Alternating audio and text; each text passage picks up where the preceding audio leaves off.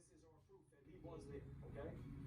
He's here for his first TV interview. And Mr. Williams, I know that this is not a discussion that is easy for you to have. I know you don't feel completely safe having it. And I thank you for taking the opportunity to do it with us tonight. Yes, sir. Yes, sir. So please, from what we saw there, how did you come upon the scene and what was your initial take on what was happening?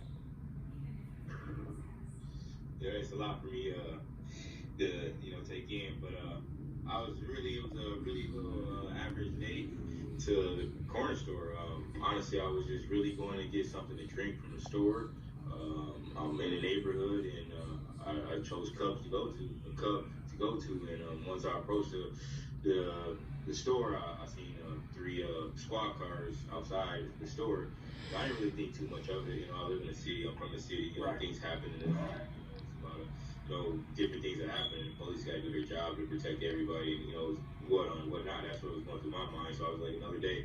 So as I was getting out the car, I was just hearing a lot of noise and different emotions of voices and at different tones, And when I was about to walk in the store, like my spirit just like kind of stopped me. It was like, maybe you shouldn't walk in the store. Maybe you should actually go over there and see what's going on. Because I used to just mind my business, unless I don't need to, And what did you see?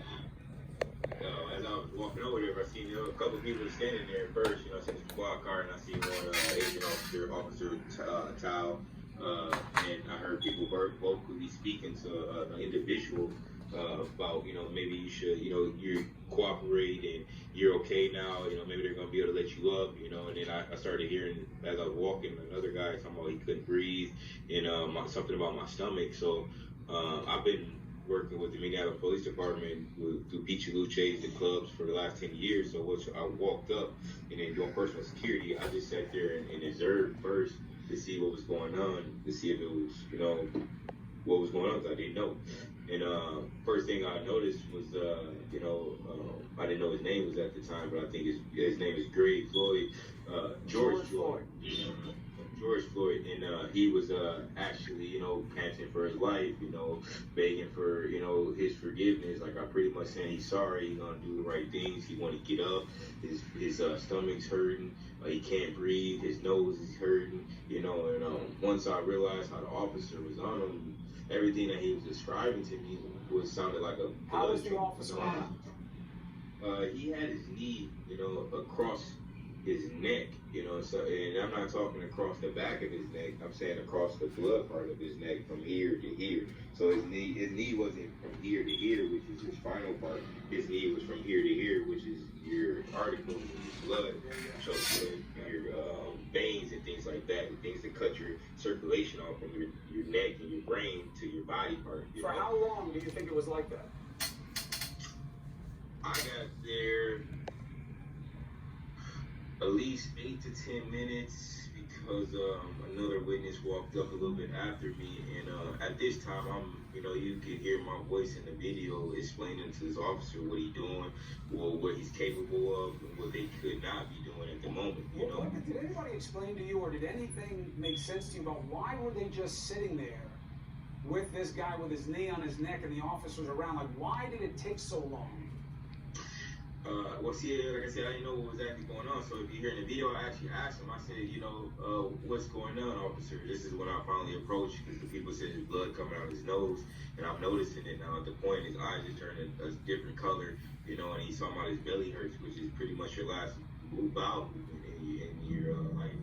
And so that's when I started, pleading with the officers, and nobody else really, there was only 2 or 3 other people that really spoke up, about it. Me, another guy, and a lady off-duty fire department. Did they give you any explanation as to why they were keeping him there and why it was taking so long? They said he was resisting arrest. And when he told me he was resisting arrest, I said, officer, he's not resisting arrest. You have your knee on him and you have handcuffs on him. He is detained at this moment.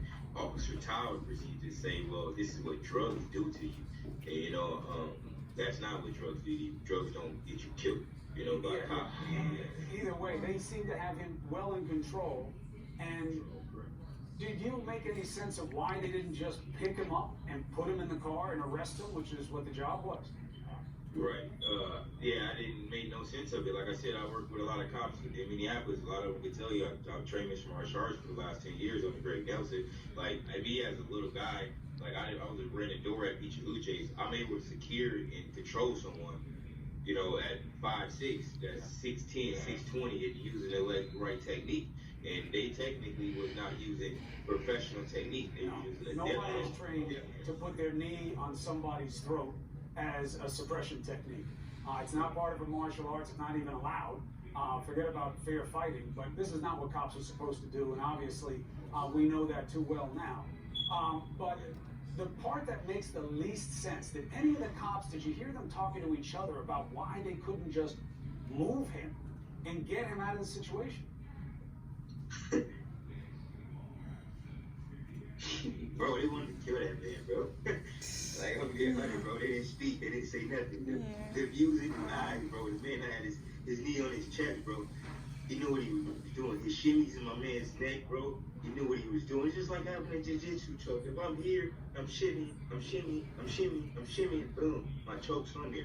I told him it was a blood choke. He knew it was a blood choke. He looked at me when I said it. He put his head down. He did not make any more gestures. Did not say any other thing. And the two other towers that was on the other side of the car, I didn't know nothing about. I didn't know about it until I got videos in my social media and things like that. So they was intent to smother my man and kill my man. And I seen it. I seen it in his eyes. I seen it in his demeanor, and I seen it in their movement. And Officer Tao didn't partake in it, but he had control of what was going on the other side of that car for me not to see what was going on. Because the people that know me personally know how I am. And I'm very good. I'm a controlled athlete. I'm a controlled person. You know, I have different levels to who I am. And I show my controlledness out there in front of the world. I got letters, notes from multiple people that know me from growing up in the city that said I was the most controlled they ever seen in my life. That's seeing another man that looked like me, that felt like me, that got the same complexion as me, lose his life to another man that had no senseless. He had no feeling. He had no remorse. He had shit in him. He had no feeling. I don't even think he had a heart at that moment. And he's gonna feel that for the rest of his life. Just like I want to hear my man say this. I can't breathe. I want my mama. And I'm coming to find out that this man died 2 years of the day that his mom died. I'm a mama's boy, bro. Like, that shit hurts me deep down inside, bro. And like, something needs to be done. Or something needs to be done. I know this is hard for you, especially having been there, and that you wanted to help, and that you were afraid this was going to happen. And I know the police tried to get you out of there, and supposedly there is video of you showing restraint and just pushing hands away from you, but not engaging with the officer. And I know that's not easy in a situation like that. It's not, man. Like I said, I'm a trained athlete, bro. I put my hands up because I didn't know what he was going to do next. Like, he doesn't understand I have multiple limbs. I could have did whatever I wanted to him, but I have a goal of my own kids. I got a family. Like, you know, so much emotions running through my.